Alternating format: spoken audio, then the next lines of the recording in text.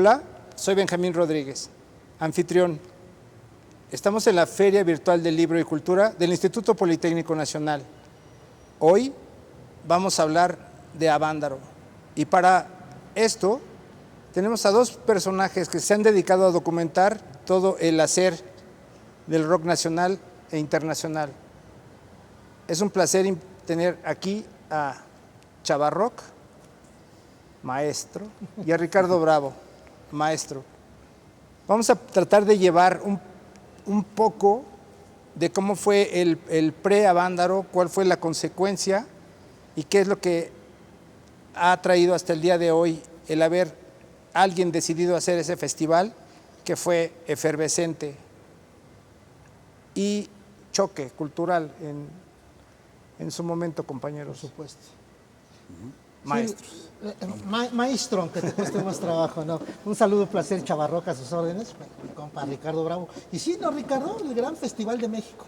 Sí, sin duda, y bueno, yo coincido mucho en, no sé si estarán de acuerdo, en que fue un chiripazo histórico, ¿no? O sea, realmente nadie lo planeó como lo que fue, y fue una serie de circunstancias que fueron dándose y que fueron como un cerillo sobre totalmente. sobre un momento histórico que generó algo que realmente se convirtió... Mira, para darle un contexto un poco breve a la gente, el rock and roll en español prácticamente nació en México. Aquí, de algún modo, muchos países lo han entendido así, le enseñamos a cantar rock en español a España, Argentina y a muchos países, ¿no? Entonces fue aquí la cuna donde se empezaron a desarrollar grandes grupos y de pronto esos grupos empezaron a desprenderse solistas y había grandes solistas. Entonces empezó a crearse como una industria, digamos, musical para jóvenes, porque antes no la había como tal, y eso es en todo el mundo, ¿no?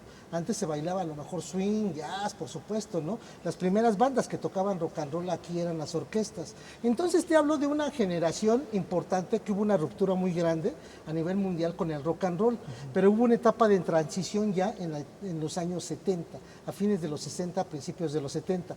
El mundo musical está cambiando, aparece un sonido inglés con mucho más presencia, ¿no? Ya están los Beatles, ya están los Rolling, empieza a haber algún cambio generacional y en México también se empieza a notar, ¿no? De pronto bandas como que cantaban agujetas de color de rosa, pues ya se quedan atrás y es un discurso que a las nuevas generaciones no les da. Y muchas bandas empiezan a voltear también hacia afuera. Algunas empezaron a cantar en inglés, otras en español. Ejemplo de ello, pues los Duk Duks, por ejemplo. Otro, el Three Souls, que son dos bandas que tocaron en el Festival de Avándaro. Una abrió y otra cerró. Esto es así más o menos como un contexto del panorama musical. Hablando de fechas, perdón, sí. Eso que mencionas es, digamos, de finales de los 50 a mediados de los 60, cuando viene este inicio de la transición, donde se puede hablar, por ejemplo, de pasar de los copetes a las melenas, más onda hippie, y ya, como bien dices, los chavos buscaban otra cosa, ya no querían ese estereotipo del rock and roll, ¿no? que se manejó en esos años que despectivamente algunos llaman los grandes años del cover, ¿no? Que yo creo que hay más que eso, pero bueno, por supuesto. No es el tema, pero y entrándole a esto, llama mucho la atención que, como bien lo mencionaste, ese rock and roll tuvo mucho impacto mediático, y este nuevo rock, porque entonces ya como que se empezaba a quitar el apellido de rock and roll, se empezaba a quedar como rock, no tenía tanta difusión como lo tuvo en su momento todos estos grupos y solistas que mencionaste de rock and roll. Sí, porque se empezaron a hacer baladistas. Exactamente. Incluso antes de, digamos, en el boom de principios de los 60s, Teen Top, Los Rebeldes, todos estos grupos, sonaron en la radio y había programas de televisión en horarios prime, ¿no? Que todo el mundo los veía en su casa. Las marcas apoyaban para tener ese tipo de elenco Exactamente. En lo que querían promover o patrocinar. Pero ya a finales de los 60 esta nueva generación realmente se fue gestando de otra forma, no se gestó de la mano de las grandes industrias o de la televisión, sino que fue surgiendo desde abajo esta nueva generación, que realmente yo creo que mucha gente no dimensionó el impacto que iba a tener, ¿no? Y que se mostró en la banda, ¿no? Sí, perdón. Esto quiere decir que teníamos un piso que era la televisión y abajo de ese piso se estaba gestionando otra cosa que si bien era rock and roll, pero era otro rock and roll que servía para decir más, para protestar, para... No era propiamente el piso la televisión, sino como bien dice la promoción, la difusión, que se daba también porque las compañías de discos empezaban a promover ya en masa a este tipo de artistas, ¿no? Recordemos que antes era muy común los sencillos, los discos sencillos, y a partir de que algún sencillo pegara, pues grababan un LP, ¿no? Esto pasaba con gente, por ejemplo, como Javier Solís, ¿no? Y así que llegaban a grabar varios sencillos. Entonces, la televisión no tenía todavía tanta presencia. Sí, por supuesto, había una fuerza. Esto es de la parte musical, pero también me gustaría hacer un contexto breve de esta parte social, político, social y cultural incluso, ¿no? Que representa el que los jóvenes empiecen a tener ya sus propias costumbres, ¿no? Y adquirir también, tener voz, ya porque fueran escuchados. Y hay movimientos sociales muy grandes, pero muchos fueron censurados o atacados en su momento desde el mismo gobierno, ¿no? O sea, el claro ejemplo tenemos esta crisis tan fuerte y esta matanza de estudiantes del 68, del cual se puede hablar también mucho, pero en lo que vemos que es real y tajante era la consigna contra los jóvenes, contra lo que pudieran opinar. Podía ser el pretexto que fuera, pero teníamos un general ahí como gobernando. Entonces el 68 ocurrió algo fuerte, como ocurrió en el 71 también. Y esto estábamos hablando 3 meses antes del Festival de Avándaro. Entonces, cuando hay esta represión tan fuerte hacia los jóvenes, pues te das cuenta de que no quieren que se reúnan, no quieren de que estén juntos. ¿Y qué pasa 3 meses después del halconazo? La noche del 11 de septiembre y amanecer el 12 de septiembre, hay la congregación más grande de jóvenes, algo que no esperábamos, algo que no se esperaba, era inusitado, porque el Festival de Avándaro se hizo, pero porque se iba a amenizar una carrera de autos, que en realidad era para dar a conocer un fraccionamiento. Entonces, se contrata ahí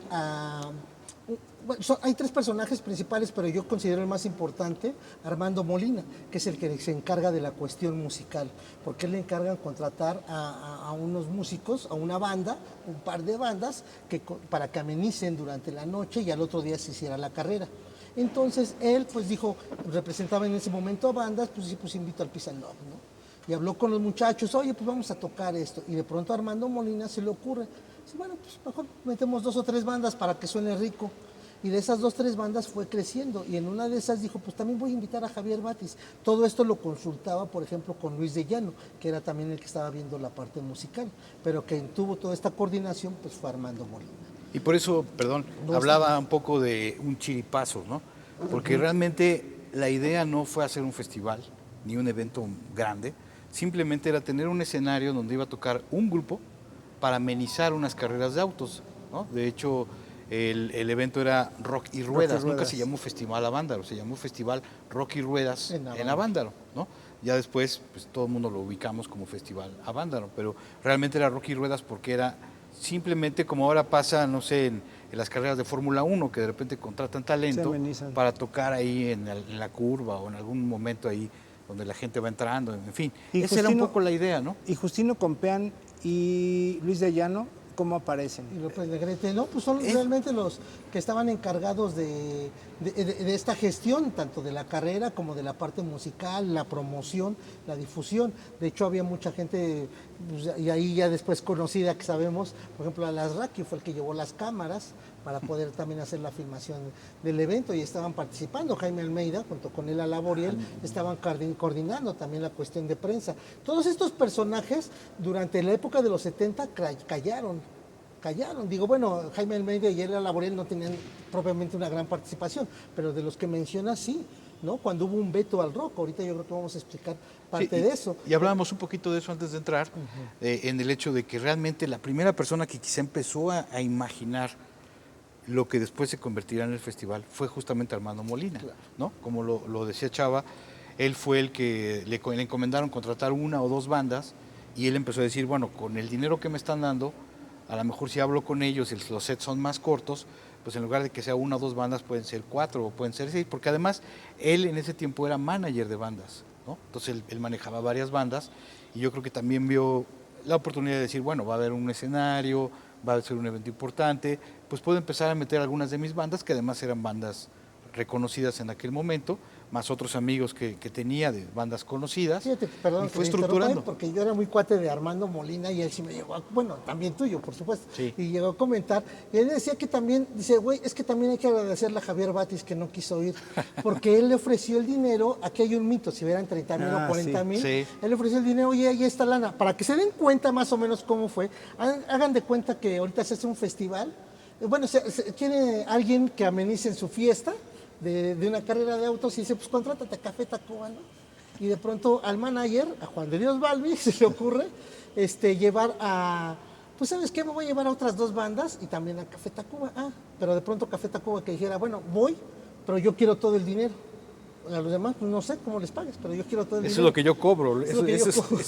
Entonces, lo así que tienes pasó. es lo que cobro. Esa cantidad le dijo a Armando Molina, oye Javier, pues hay este varo, pero lo voy a dividir en 10, ¿no? Y te toca esta parte. Dice, no, está bien, yo voy, pero yo cobro eso.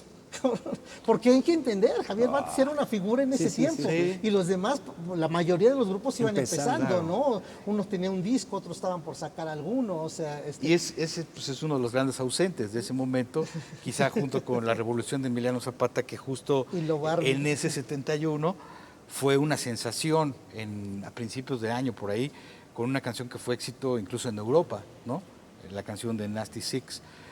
Y pues tampoco tocó, ¿no? Porque bueno, también era un grupo que empezaba a cotizarse Y por tenía cuestión de otros agendas. compromisos, en realidad, lo Ajá, que- de lo que agendas, hace. no se pudo lograr, pero realmente sí se logró juntar una cantidad de grupos bien interesante, de grupos importantes, ¿no? Que estaban empezando a pisar fuerte y que tenían el respaldo, volvemos a este cambio de escenario. Yo lo ubico mucho con este paralelismo que hizo de Café Tacuba, como lo que pasó a finales de los 90, ¿no? Que de repente hubo una nueva generación de chavos que ya no querían ser el nuevo Caifanes o el nuevo Maldita Vecindad, lo que pasó con las bandas de Monterrey, con la Avanzada Regia, los grupos que surgieron aquí, Molotov, que no querían sonar ya nada de eso, ellos querían un nuevo sonido y es lo que plasmaron, ¿no? Y es lo que hizo que una nueva generación de personas, de chavos, pues siguieran a esas nuevas corrientes, ¿no? Y ya no les interesaba tanto a ellos, a esa generación, pues lo que pasara con Caifanes o Neón o Fobia, ¿no? Ellos ya tenían estos nuevos grupos. Pasó algo similar. Todos estos chavos seguían estas nuevas corrientes, estas nuevas tendencias, la mayoría de cantar en inglés, había bandas que tenían metales, era un sonido más ácido, más psicodélico, más pesado, comparándolo con los grupos de rock and roll que todavía sobrevivían de esa primera camada o de esas primeras camadas, ¿no? Entonces era un sonido completamente diferente, ya era rock, ya no era rock and roll. Nadie pudo medir cuál era el impacto de lo que estaba llegando a suceder con esa nueva generación hasta lo de Avándaro, ¿no? Que yo creo que rebasó por mucho las expectativas de cualquiera, ¿no? O sea, realmente una congregación tan brutal de gente que estaba apoyando ese momento de ese sonido, esa nueva cuestión que rodeaba al rock, ¿no? Que ya se comentó, ¿no? Ya no eran las chamarras, ya no eran los copetes, ya era el pelo larguísimo, la onda hippie, ¿no? El peace and love, la conexión con la naturaleza, en fin, una serie de cosas que empezaron a rodear, ¿no? Todo este contexto social del que también habló Chava, que era a nivel mundial, ¿no? No solamente en México. Ricardo, pero en esta reunión fue musical, no fue... Totalmente. O sea, no fue provocada por el querer decir algo, sino que fue, vamos a ir a echar desmadre. Sí, o sea, la realidad es, lo que pasa es que se han creado muchos mitos alrededor de Avándaro y de Avándaro se ha hablado poco. Ahora porque son los 50 años se ha retomado mucho, pero cuando se festejaron 20 años, 30 años, 40 años, 45, no pasaba gran cosa. De hecho, pocas veces se ha podido realizar eventos conmemorativos de Avándaro, ¿no? Por parte de los mismos músicos. Y cuando que se han hecho, a veces se participaron. han hecho mal, ¿no? Y se han hecho mal porque tampoco hay apoyo de instancias para poder hacer algo. Entonces, eso ha alimentado a que mucha gente ha hablado y mucha gente ha escrito sobre Avándaro que ni siquiera fue al festival diciendo que vivieron. Mucha gente tiene otra idea. Entonces, también incluso hablaba con Ricardo Bravo que pues el que fue a Avándaro y dice que se acuerda es que no fue a Avándaro, algo que se vivió, ¿no? Pero bueno, eso es una frase común. Pero la verdad es, regresando a tu pregunta, es de que sí, no había un contexto político en la reunión de forma directa, aunque indirecta sí, porque si estábamos hablando de esta represión que tenían los jóvenes, de este poco apoyo y de pronto ellos tener la necesidad de manifestarse, de expresarse, de encontrar un vínculo con algo que los identificara, que les dé también cierta identidad. Entonces el festival fue un gran escenario para poder lograr eso. Recordemos que en muchos lugares se empezaba esta onda del hippie, del amor y paz, había la guerra contra Vietnam, de muchas cosas se hablaba, ¿no? O sea, y aquí en México pues también se empezaban a retomar ese tipo de causas, ¿no? En Avándaro y posterior a Avándaro pues se vivieron mucho en las que son las comunas, ¿no?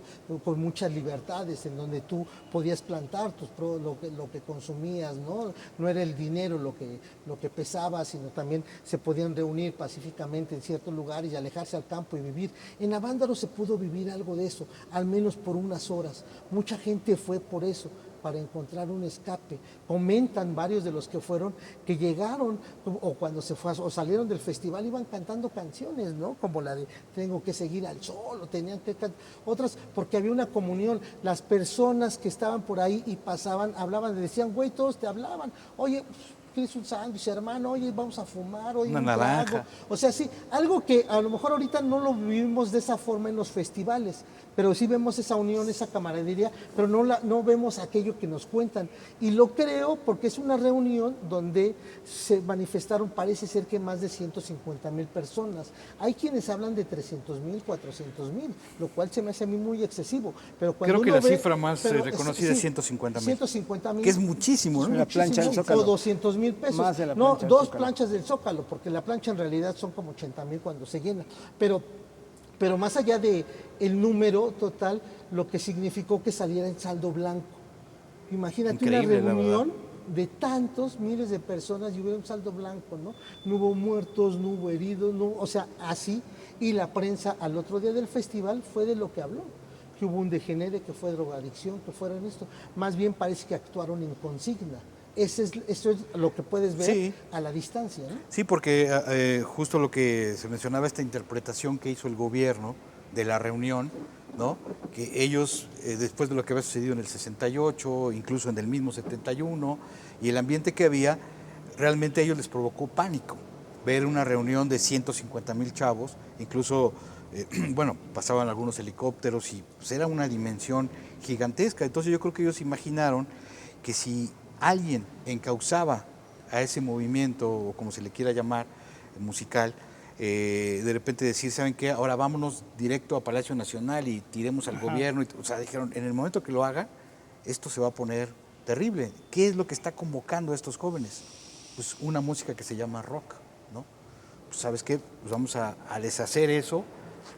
Yo sí creo en eso que menciona Chava, que fue una consigna de la prensa, de los medios en general, y también políticamente, y que vino una represión en contra del rock muy notoria, se cerraron lugares, en fin, ¿no? Se habló pestes del festival, se creó todo un estigma sobre él, y ahí un momento que parecía a las puertas de una época gloriosa para una nueva generación de músicos. Imagínate lo que fue para ellos tocar en una multitud tan grande, grupos que ya traían quizá una inercia muy positiva, pero como lo mencionó Chava, apenas tenían un disco o algo así, darse cuenta de lo que venía, ¿no? Del apoyo tan grande que tenían de toda una nueva generación de chavos, pues realmente el futuro de los 70s pintaba maravilloso, ¿no? Para que lo que había pasado con Nasty Six unos meses antes, que había tenido éxito en Europa, en la radio en México, porque creían que era un grupo chicano o algo así, y lo tocaban y tuvo un éxito tremendo. Entonces realmente pintaba como algo fantástico para el rock mexicano. Y sin embargo, este miedo del gobierno, este pánico, este terror, hizo que fuera todo lo contrario, ¿no? Que se convirtiera en una pesadilla ese sueño. Y bueno, hay una cosa ahí muy importante, recientemente hablando con Sarkis, él decía que era importante decir que no desapareció, como algunos, a lo mejor exagerando, han señalado que el rock mexicano desapareció. No desapareció, pero sí se mermó muchísimo el movimiento, fue muy difícil. A eso iba, cuando la situación del miedo del gobierno a no poder controlar una masa de 150 o 300,000, que iban en una armonía. Ellos no pudieron entender que eso era una armonía, que la gente iba a divertirse, a convivir y a fraternizar, sino que eso podía ser una revuelta social, como estaba sucediendo en muchos países en Latinoamérica. Entonces, ponen una tapa. ¿Qué le sucede a la música en México cuando ponen esta tapa? Cuando no podía ser exhibido de la manera como se vio en Avándaro, ¿qué es lo que pasa abajo? Eso se vuelve mundos subterráneos, cuando nacen los hoyos funky. Fíjate que esta parte también, como para abundar un poquito más en lo que estaba comentando Richard y llegar a esto, también está esta parte política, ¿no? Que en ese tiempo también había un ataque directo sobre Jan González, que era el gobernador del Estado de México, ¿no? Entonces, por permitir este festival, también los ataques en la prensa eran directos hacia él, que porque había hecho esto. Son cosas que ya escapan luego al control de la gente común esto, incluso hasta de periodistas y medios, porque no saben los tejes y manejes que se mueven ya en ciertas escalas, ¿no? Y esto, este conflicto político, pues fue a darle al traste al contexto cultural y contracultural de este país que estaba emergiendo o surgiendo. Era importante que el Festival de Avándaro se valorara tanto como se fue Woodstock, ¿no? Porque de algún modo había mucha similitud en el significado contracultural, ¿no? En esta manifestación que hubo, y no fue así, ¿no? ¿Qué pasó con los grupos? Los dejaste de grabar. Prueba de ello el que comenta a Ricardo de la Revolución de Emiliano Zapata. Sí, un grupo que estaba creciendo, que tenía repercusión internacional, de pronto ya no pudo grabar rock. En la misma disquera le dijeron no, porque ya no lo van a pasar en la radio. No es que el gobierno les dijera, no, oye, no vas a grabar rock, sino la circunstancia fue así, vamos a quitar cosas de la radio, ya no se va a promover a este lugar, y poco a poco se fueron cerrando también los lugares. No es de que el 12 de septiembre, entonces el 13 de septiembre se cerraran todos los foros, no. Eso ya había pasado desde antes con los rock and rolleros, les habían cerrado los café cantantes. Aquí en la Ciudad de México, recuerden que hace muchos años, bueno, no tantos, no se podía elegir gobernador. Imagínate eso, ¿no? Había un regente, y aquí un regente de hierro, que era el Uruchurtu, ¿no? Mandó cerrar porque obviamente era lo que pasaba por su cabeza. Esto sí, esto no, esto hace daño. El degenere del rock and roll, ¿no? Sí, ¿no? Exacto. Entonces mandaron cerrar a los café cantantes. Imagínate cómo estaba la sociedad en ese tiempo, cuando los café cantantes ni siquiera vendían alcohol. Haz de cuenta que es donde te vas a echar una hamburguesa y una limonada, una limonada o una malteada y escuchar rock and roll, eso lo cerraron. O sea, así venía de grande la censura. Entonces, en el Festival de Avándaro, cuando tocaron los grupos, una de la parte medular del festival, pues obviamente es prácticamente en el punto medio, ¿no? Digamos, prácticamente a medianoche, en el turno que le toca al Peace and Love tocar. Porque se hizo un sorteo para ver el orden de los grupos, que por eso también ahí hay una pequeña conflicto, porque le toca abrir a los Duk Duks, que era el grupo más conocido de los que ya estaban ahí con mayor presencia, y le toca cerrar al Trisongs, que era un poco también de los más chavos, pero en los horarios chidos, y por decirlo así, de un festival, pues le toca al Peace and Love, y qué bueno que son las bandas que manejaba Armando Molina. Pero bueno, entonces, fue suerte. Pero Armando Molina, pero al Peace and Love le toca, y ya traía temas que la gente sabía, que cantaba, y entonces hay uno de ellos muy importante que se llama Tenemos el Poder. Tenemos el Poder. Que era en inglés realmente. Que era en inglés, y Ricardo Ochoa dice, pues es que ese era más bien de Tenemos el Poder de la música, que eso se refería a la letra. No lo grabaron como una onda política. Sí, ¿no? O sea, pero entonces pues nosotros la tocamos en la banda, pues sí, y que en el momento más perrón que veía Armando Molina, pues se emocionó mucho, y a él se le ocurre decir, chingue a su madre el que no cante. Ese es un momento crucial, porque cuenta la leyenda que a partir de ese momento oyeron en la radio, porque se estaba transmitiendo el festival en vivo, y se bajó la señal, se cortó la señal, y a los operadores de esta radio los despidieron por esa palabra. Es un mito también, que pudo ser por eso, porque ya pasado el tiempo puedes ver el chingue a su madre, dice Ricardo Ochoa, que es como cuando dice chingue a su madre el último, va. Y que en realidad es una invitación a la gente, era una invitación a que quede fuera, ¿no? A que se cantara, pero obviamente tenemos el poder, se oía chido, ¿no? Pero Eso es, fíjate, la brecha generacional tan grande entre los jóvenes que sí estaban entendiendo, nos sentimos bien, y el miedo que le dio el gobierno. Y que dijeron, cuando oyeron eso, ahí está, cabrón. Se pusieron de eso pechito, se trataba. Ajá. Eso es lo que querían. Un pretexto lo tuvieron. Sabían la magnitud que estaba tomando el festival. Lo supieron desde un día antes incluso, porque ya se había suspendido la carrera de autos. Se dejó que se hiciera. Sí, porque la gente empezó a llegar desde mucho antes y llegaban, muchos de ellos se fueron caminando con sus mochilas, con naranjas. Y sí hay unas grabaciones, que creo que lo mencionó Chava hace un rato, de que de repente le preguntaban, ¿a qué vienes a Vándaro? ¿No? Vengo a buscar la paz, ¿no? Y el amor. Claro. Y dices, güey, o sea, realmente había como todo una cuestión que rodeaba, una cuestión hasta cierto punto mágica que rodeaba todo aquello. Y bueno, además de la radio, estaba Telesistema Mexicano con varias cámaras, lo que hoy es Televisa, grabando. O sea, hay una grabación de todo, prácticamente todo el festival, que bueno, o sea, creó toda una historia también, como muchos mitos que se han creado alrededor de Avándaro, de que bueno, esas cintas se perdieron, que no existen. Que las quiso el gobierno. Que las quitó el gobierno, en fin. Luis de Llano, que fue uno de los encargados de hacer esa grabación, que era parte de Telesistema Mexicano y luego de Televisa, habla de que pues las cintas se perdieron y que les pusieron una regañiza, ¿no? Por haber sido partícipes de todo esto, porque sí, verdaderamente vino toda esta parte dura de los periodistas más retrógradas, ¿no? Y la parte muy vinculada con el gobierno, que pues realmente esto los espantó muchísimo y su reacción fue esa, ¿no? Irse contra todos aquellos que hubieran apoyado ese evento, ¿no?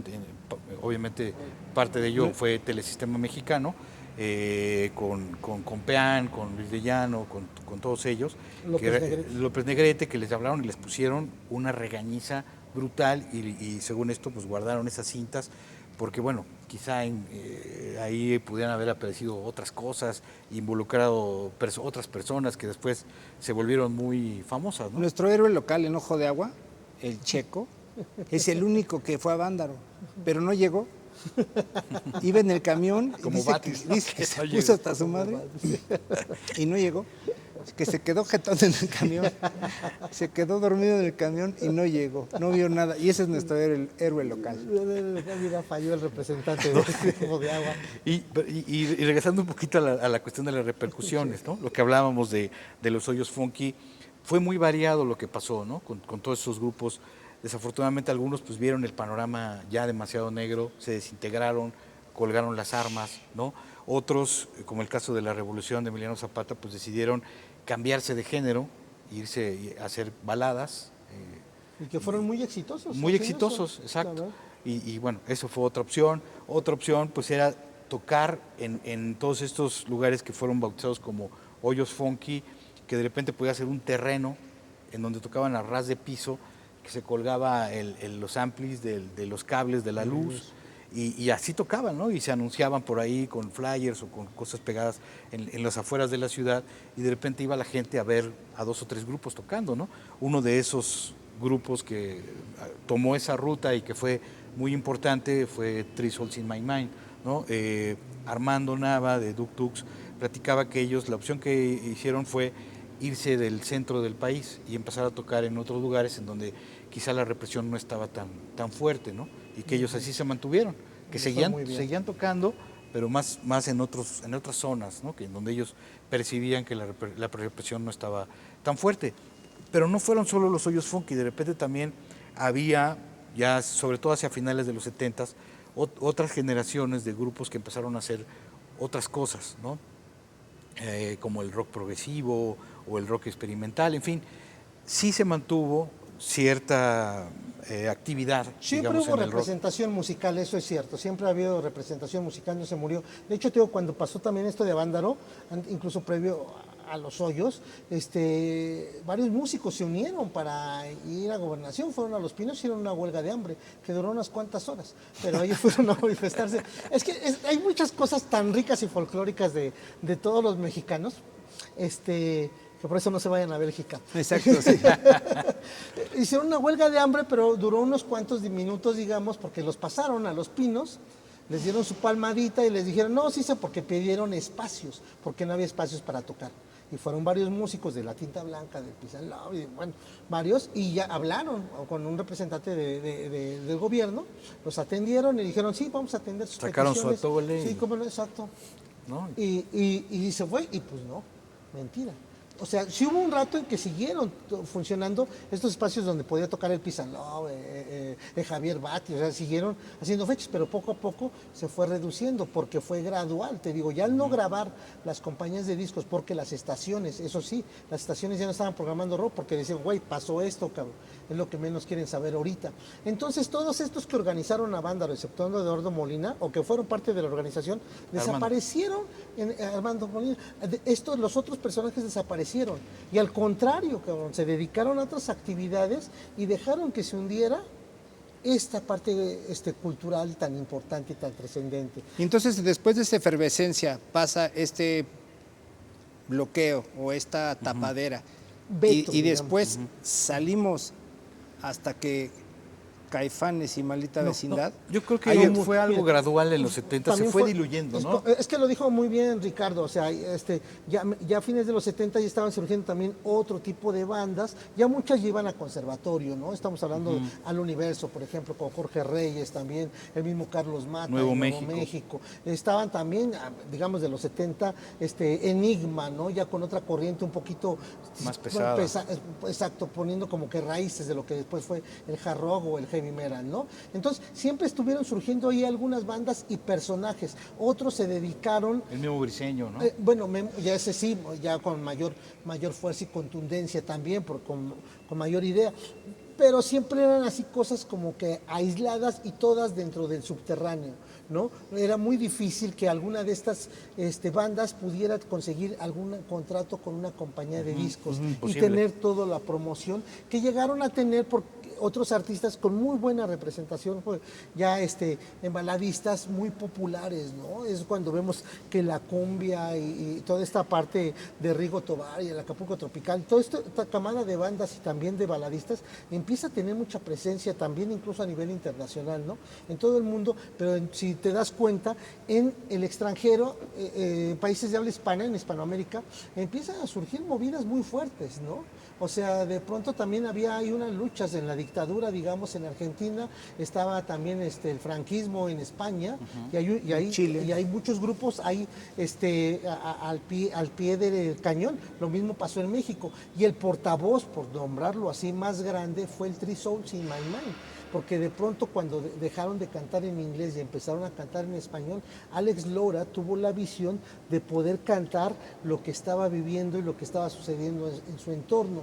Ahí podemos ver un análisis doble en de que si la presencia de Alex Lora fue para bien o para mal. ¿Por qué? Porque empezó a hacerse más clandestino. De pronto empezó a hablar del Chavo de Onda y vivir en México es lo peor. Abuso de autoridad. Todas estas cosas, ¿no? O todo era el hoyo y ahí tuvo una gran representatividad. Pero también se estaba gestando otro rock donde no estaba habiendo tanta presencia, ¿no? Había grupos muy importantes. Entonces todo esto es una herencia post-Avándaro. Alex Lora hizo muy bien su papel, eso sí, no queda duda. Lo hizo muy bien, porque si no hubiera surgido el Three Souls in My Mind, pudo ser que muchos otros grupos no se formaran o no aguantaran, ¿no? ¿Por qué? Porque el Three Souls se empezó a volver popular, muy popular. Probablemente no masivo, con esto termino, probablemente no masivo, pero fue de los primeros que empezó a tocarles en reclusorios, empezó a ir a lugares a donde no iba más gente, y entonces esa clandestinidad se volvió brillante, porque de pronto estar tocando en la periferia de la ciudad... No fue marketing, fue una necesidad. Totalmente. Exacto, y ahí lo que menciona Chava, que tiene razón, es que a raíz de todo eso, lo que hizo el Three Souls in My Mind, con ese andar por todas estas zonas de la ciudad, fue dejando muchas semillas que con el paso del tiempo germinaron en muchos grupos de lo que hoy conocemos quizá como rock urbano y en fin, y que aportaron muchísimo al rock mexicano y que surgió toda una nueva generación por ese lado, mientras por otras partes surgían otras corrientes, ¿no? Como lo que hablábamos del rock progresivo. Ya hacia finales de los 70s es como una curva, ¿no? Es el hoyo después de Avándaro y luego poco a poco empezar hacia arriba otra vez, hacia finales de los 70, ya con otras tendencias, otras corrientes, surge el punk, lo que se llamaba rock pesado, empieza a transformarse en el metal, en fin, empieza a haber muchos grupos ya muy interesantes, incluso, por ejemplo, la UNAM, ahorita que estamos en el Poli, pues abre sus puertas, ¿no? a hacer concursos, en fin, nuevamente se empieza a distender toda esta represión en contra del rock. Surgen las peñas también. También las peñas, donde otra corriente trovadores. ahí con Un Nuevo Amor, por ejemplo, que es un grupo emblemático, ¿no? de lo que después se iba a convertir en el rupestre, que era este híbrido entre el folk, el nuevo folclore latinoamericano, una cosa muy rara. Entonces son como estas ramificaciones que empieza a haber del rock, empiezan a surgir ya a finales de los 70 con todo esto que decimos, grupos como el Queso Sagrado, Decibel, que empiezan a hacer experimentaciones con la música, mientras ocurría todo esto de un rock más como de barriada, ya empezando a germinar con bandas muy, muy jóvenes. En fin, realmente ahí se empieza otra nueva etapa. Y prácticamente todas estas bandas son independientes, no entran en compañías de discos, por eso a lo mejor no tienen esta exposición o esta vitrina. Y a otra son vetados de la televisión, no les dan apoyo. Cosas escasas y raras que por ahí Luis Carbajo aquí en Canal 11 pues invitaba a Chacmol, invitaba al Tri Souls, o sea, y otros canales, Ricardo Ochoa, pues, perdón, Ricardo Rocha en sus programas nocturnos en Televisa, pues llevaba a Javier Batis y luego llevaba a la Baby, luego obviamente el Tri, o sea, había algunos esporádicos, pero ya había una camada de grupos muy buenos. Yo creo que conforme a lo que preguntas, yo creo que la primera explosión así grande que pudiéramos ya hablar masiva fue el nacimiento de Com-Rock. Com-Rock fue muy importante. Fue y quizá un poco, bueno, antes también otro hecho que yo creo que también fue muy importante, coincido con lo de Com-Rock, pero lo de Chacmol, por ejemplo, en el 80, también fue algo que sacudió, ¿no? El hecho de que una banda que estaba teniendo cada vez más seguidores, de repente grabara con una compañía multinacional y pudiera haber una suerte de lanzamiento ya de una manera más estelar, y que realmente pues eso como que sacudió todo nuevamente y empezó a generarse esta idea de que el rock podía nuevamente llegar a esa ruta, ¿no? Entonces ahí se empezaron a juntar ciertas cosas que, como bien dice Chava, en el 85 por ahí, ya con Com-Rock se volvió una antesala de lo que 2 años después sería lo de Rock en tu idioma. Com-Rock fue muy, muy especial. Donde ponías el disco era una canción que podías cantar. Claro. Eso fue muy importante para mí. Yo recuerdo muchísimo la primera vez que fui a ver a Caifanes, porque a mi ver se suponía que si eras rock no podías tener ninguna situación de religión. Y entonces vi a nuestro Tlatoani decir, raza, vaya con Dios, que Dios los acompañe. Y para mí, mi educación fue un golpe. O sea, qué bueno, porque me voy viendo bendecido. Mira. Por mi Tlatoani, porque es el único güey greñudo que me está hablando, que me canta en español y tiene todo ese halo místico. Para mí eso fue un choque, porque para mí eso representaba, el rock era así, duro, y la religión es otra cosa. Entonces, yo sentir que esas dos cosas podían fusionarse y la imagen de la Virgen con alta vecindad, fueron cosas muy fuertes para mi formación. Para mucha gente, mira, yo no lo había contemplado eso, porque el Tri Souls cantaba una rola que dice, al diablo le gusta el rock and roll, le gusta el vicio y la degeneración y le gusta escuchar la música del Tri Souls. Sí. Y volviendo un poco a esta revaloración de esa generación de Avándaro, que realmente sí es muy penoso, ¿no? El hecho de que haya sucedido esto, porque mucha gente coincide, mucha gente que ha analizado a profundidad lo que fue esa etapa, de que verdaderamente era una generación muy brillante de músicos, ¿no? Hay gente que señala, por ejemplo, que el Ritual era uno de los mejores grupos que ha habido en la historia del rock en México, ¿no? Y debido a esta situación, pues tuvo una vida muy corta. En fin, Bandido era una banda que tenía un cantante espectacular, ¿no? Kiko Bandido, en fin. Si vamos analizando los grupos que tocaron, realmente eran grupos con un empaque, con una calidad musical muy importante y por eso sí realmente entiende uno por qué tenían ese apoyo tan grande, por un lado, y también por qué fue una lástima terrible que se perdiera todo ese talento en buena medida, ¿no? Que no se pudiera desarrollar, que no se pudiera llevar a los niveles que verdaderamente pudo haber ocurrido, ¿no? Cosas similares a lo que estaba empezando a lograr la revolución de Emiliano Zapata, en fin, ¿no? Sí, ¿Se terminó? y sí, se terminó. Y además decir a la gente entender cómo fue el Festival de Avándaro. No se esperaba a tanta gente, ya lo dijimos, pero también no había esta educación musical de festivales o de conciertos. Entonces lo podemos ver desde los videos que hay y las fotos, el escenario, un pequeño templete, cabrón. O sea que si caminabas 100, 200 metros ya no lo veías un punto. Y para la cantidad. Con dos focos, ¿no? Y para la cantidad, y con dos focos, parece, y uno de 30 y uno de 45, y uno se fundió a medianoche. No, algo, o sea, entonces no había una infraestructura real para toda la gente. Y no es como ahora, porque a lo mejor uno piensa ahora en un festival y pues están las enormes pantallas y están las bocinas que alcanzan, que alcanzan a escuchar, y toda una ¿no? logística pensando en que van a llegar 100,000 personas, 50,000 personas. Los que fueron al primer Vive Latino a lo mejor sí entienden, porque fíjate, en el primer Vive Latino era chistoso porque estaba tocando el grupo, pero había unas bocinas hasta acá y te llegaba como 2 segundos después. El delay.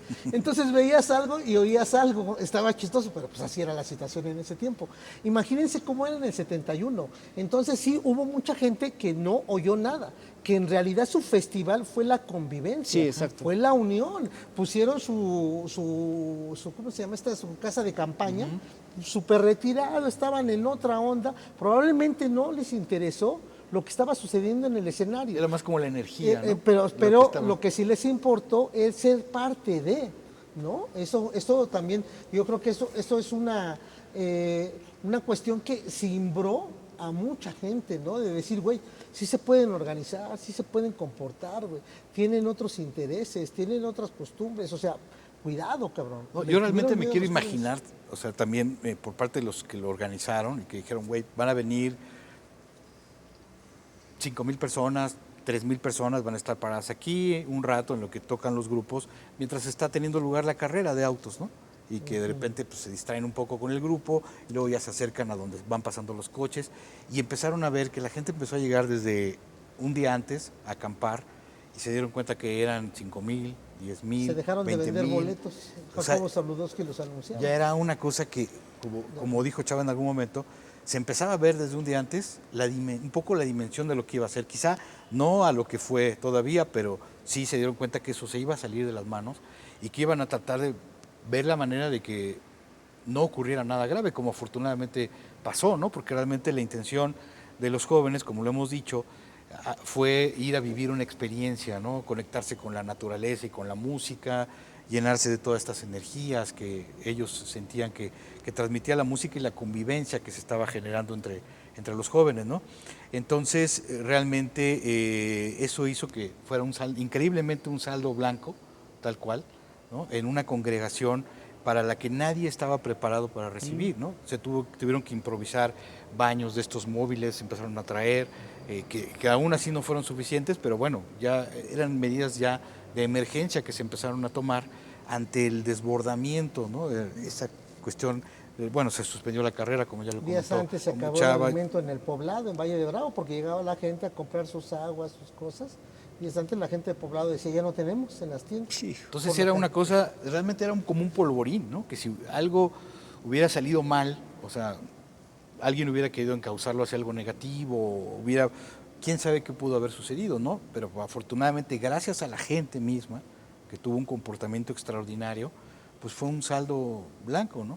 Sí, fue una interrupción cultural muy grave, la verdad, muy, muy grave lo que pasó, porque si hubiera tenido este desarrollo, imagínate, hablando ahora en el sentido musical, que es de lo que más sabemos, la calidad de esos grupos, imagínate la calidad que había en los 60, 70, ya después llegando todavía toda esta onda del progresivo y todo este desarrollo, pues Decibel es una gran banda, pero hubiera sido una enorme banda a nivel internacional. Y así como los grupos de rock and roll iban a España, Argentina, cantando en español, y los vio Charly García, los vio Miguel Ríos, y dijeron, sí, por aquí es, lo mismo hubiera pasado, hubiéramos tenido grandes representantes, y ahorita estaríamos hablando de una música como lo decía José Agustín, la nueva música clásica es el rock and roll, y es cierto. Sin embargo, hubo esa gran interrupción. Fue cerrarnos culturalmente, al menos por esta parte, pero muy duro. Muy y grueso. se quedó como una cuestión casi antropológica, en donde te tienes que ir a meter y a investigar y a encontrar pedazos de esa historia que pudo haber sido algo que pudieras haber visto a 1 kilómetro, ¿no? De lo grande que hubiera estado. Y ahora tienes que encontrar esos pedacitos de historia, tratar de entender la dimensión de lo que era Bandido, o El Ritual, o Peace and Love, o los Duk Duks, en fin, ¿no? Todo eso que realmente rodeó aquel momento, y que, bueno, las revistas que había en aquel entonces eran las que de alguna forma invitaron, ¿no? a la gente, a los chavos, a decir, pues vayan, esto parece que va a estar interesante, ya se sumó tal grupo y ahora también va a tocar tal, y en fin, ¿no? Entonces, realmente fue algo que fue creciendo. Obviamente sí estaba en el imaginario lo que había pasado en Woodstock. Yo creo que el más optimista de haber dicho, pues va a ser como un Woodstock chiquitito, ¿no? Pero nunca se imaginó que iba a ser algo realmente de la Imagínate, dimensión. hablamos de Woodstock Ya y dices, vamos güey, estuvo Santana y de ahí lo conoció el mundo, estuvo Jimi Hendrix, güey, lo conoció el mundo. O sea, eso es lo que se nos impidió a nosotros. Así, de ese nivel estuvo. Para cerrar, Ricardo, ¿qué le deja el Festival de Avándaro, el Festival de Rock y Ruedas, a esta generación? Pues, tomando en cuenta que hay un brincote. Sí, hay un brincote. Pues yo creo que como parte de una historia del rock mexicano, pues deja todo lo que significa entregarlo, todo lo que tengas por lo que tú crees, por lo que tú sueñas, ¿no? Yo creo que esa es una convicción muy importante. Yo creo que en ese entonces estos grupos estaban con sus sonidos que no iban acorde a lo que ya comercialmente estaba aceptado, aún en el rock.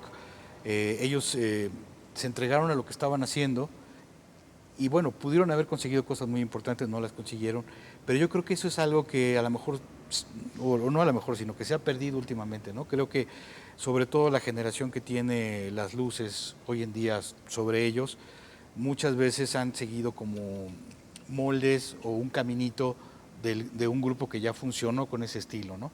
Entonces ha hecho falta en los últimos años, desde mi punto de vista, un nuevo rompimiento en el rock mexicano, ¿no? Como los que ya también comentamos que sucedieron en los 90s, en fin. Estos rompimientos que son muy necesarios, en donde de repente las cosas den un vuelco hacia algo y esto revitalice, ¿no? Con nuevos sonidos, en fin. Yo creo que ya se ha establecido como una tendencia desde hace mucho tiempo en el rock mexicano, y bueno, ojalá que estas nuevas generaciones, si se interesan por estos cambios, ejemplo, el de Avándaro, en cuanto al sonido, pues bueno, llegue este nuevo cambio que yo creo que le vendría muy bien al rock mexicano, ¿no? Una nueva generación que propusiera otro sonido muy diferente al que se ha establecido durante estos últimos años, y eso, ¿no? Que eso no deje de ocurrir en el rock mexicano, que siga habiendo estas sacudidas, estos cambios, estas nuevas ideas, estas nuevas propuestas, con una música. Digo, para mí lo ideal sería que tuviera más que ver con lo social que estamos pasando ahora en México, con volver a abrazar nuestras raíces como mexicanos, que creo que se han dejado un poco de lado y que en varios momentos han sido muy importantes, ¿no? Y creo que hay también una generación todavía muy, muy pequeña, pero que están como abrazándose a esta música tradicional mexicana, combinándolo con rock, ¿no? Y creo que están también diciendo cosas importantes en un contexto en donde se le tiene que dar todo este valor a las mujeres, a nuestras raíces indígenas, en fin, una serie de luchas sociales que están teniendo lugar y que de repente pueden converger nuevamente con la música, ¿no? Yo creo que eso para mí sería el ideal, rescatar ese espíritu. Gracias, Ricardo. Chava, para ti, ¿qué deja ese festival de hace 50 años? No hay mucha conexión, por supuesto, por todos los rompimientos que ha habido, pero el más importante es de que no hay que ser pasivos, no hay que... no dejen que les impongan cosas, o sea, que siempre tengan ustedes capacidad de elección, Creo que eso es importante. Ahora te lo permite, por supuesto, las mismas plataformas y redes sociales. Puedes escuchar lo que tú gustes de todo el mundo. Pero no dejes que te impongan cosas. Durante muchos años así tuvo que ser. Una persona aquí en México decidía qué se escuchaba. Raúl Velasco decidía qué promovía y qué no promovía. Y a lo que él decía se seguían las disqueras, y lo que se seguían las disqueras también pasaba con las estaciones de radio. Imagínense, eso es muy peligroso. Hubo un veto muy grande hacia la música. Sean activos. A mí me gusta esta otra actividad. Ahí sí discrepo un poco con el Richard. A mí me gustan todo lo que están escuchando ahora estas nuevas generaciones. Me encanta.